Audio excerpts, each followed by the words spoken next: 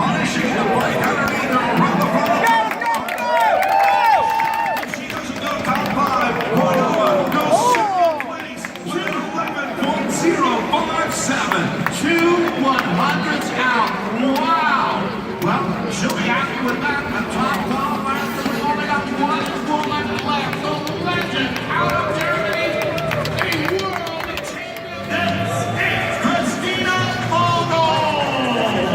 Well, truly the top talent in the world racing here in Los Angeles. No better example than this woman on track right now.